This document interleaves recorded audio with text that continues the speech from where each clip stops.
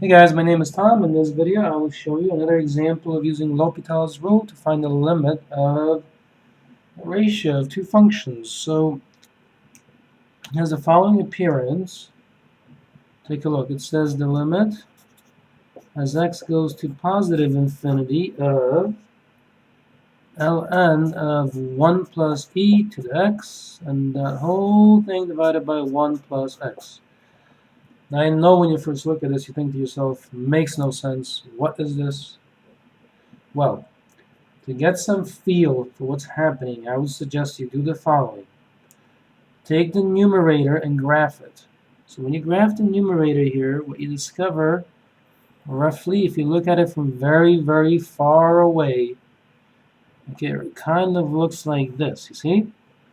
And if you graph the 1 plus x from a very, very great, look at it from far away, guess what? It roughly looks like this, which means that the ratio of these two quantities, as x goes to positive infinity, that ratio is about 1. No calculus, no derivatives, nothing else required.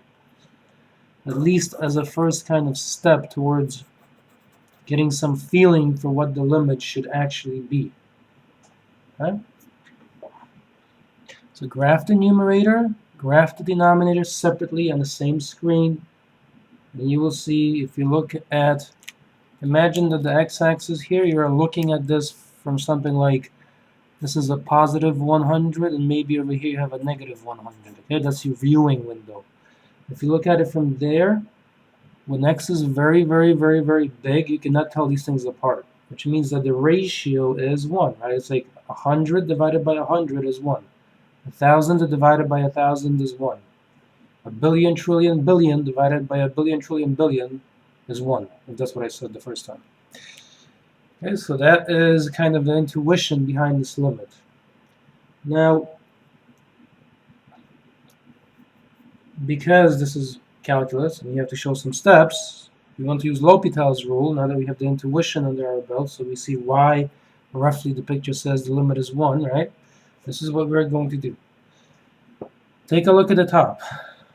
What you have is ln of 1 plus e to the x. If x is a huge number, then e to that number is huge.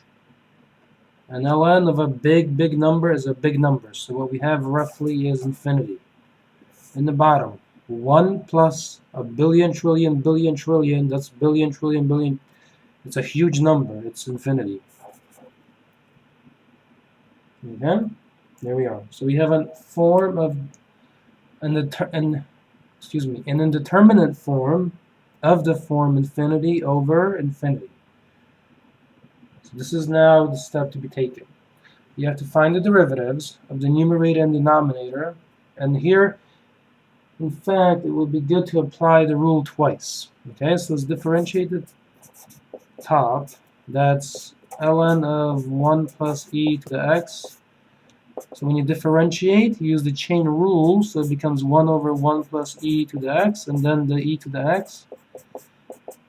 And you can write this more compactly, neatly as e to the x over 1 plus e to the x. And then in the bottom, you have 1 plus x, which is just, once you take the derivative here, 1. Now, personally, I feel that this graphical approach is much quicker, or much faster, much more intuitive, much more useful in terms of understanding what's happening. The approach of differentiating and then looking at the ratio, I know when you're a student it seems to just be making things more complicated. I understand that, okay? So now we have the limit here as x goes to positive infinity of the ratio of the derivatives. So e to the x over 1 plus e to the x over the 1. Okay? This is the same as just limit as x goes to positive infinity of e to the x over 1 plus e to the x. Right? Anything divided by 1 is itself. Now, once again, notice that at this step, we have e to the big number, which is infinity. Then we have 1 plus e to a big number, say, that is another infinity. So we still have an infinity over an infinity form. So we differentiate again. So x goes to positive infinity of e to the x. And guess what? That limit is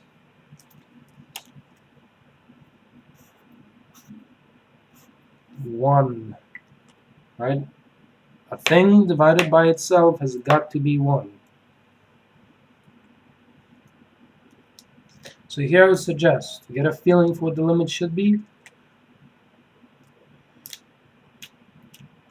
you can graph the whole thing, or you can graph the numerator and denominator and take a look at what happens when you compare them, right?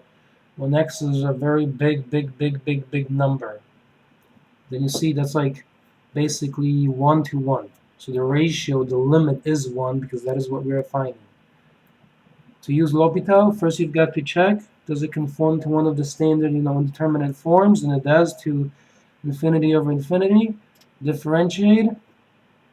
Of course, here you have another infinity over infinity. Differentiate, and lastly it pops out a positive 1 as the limit. At this step, after 2 differentiations, okay, and 2 recognitions of the fact that you have to use L'Hopital's rule. And even now, the next step is for those of this is basically what you would have to do on a test, right? Next step is for those who are a little more curious, and take a look. You don't need even any of that. All you really need is this. Take a look. ln of 1 plus e to the x. Well, look at the 1 plus e to the x function. If x is a billion trillion, then e to the billion trillion is some massive number. That little 1 doesn't play a role, so drop it. What you have is ln of e to the x, essentially, which is, these are inverses, just x.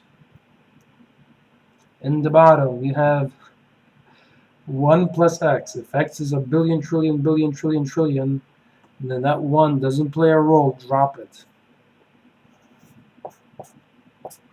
And guess what comes out? The number 1. That's simple. So, thank you for watching. I hope this has been helpful. I think that here, the approach of using L'Hopital, the 2 differentiations and 2 recognitions of infinity over infinity, makes things a little more mathematical, but you've got to be able to do it, so it's best to just do it. Anyway, thank you for watching. Keep smiling, and if this is the first time you're seeing it, just stay persistent and keep doing it.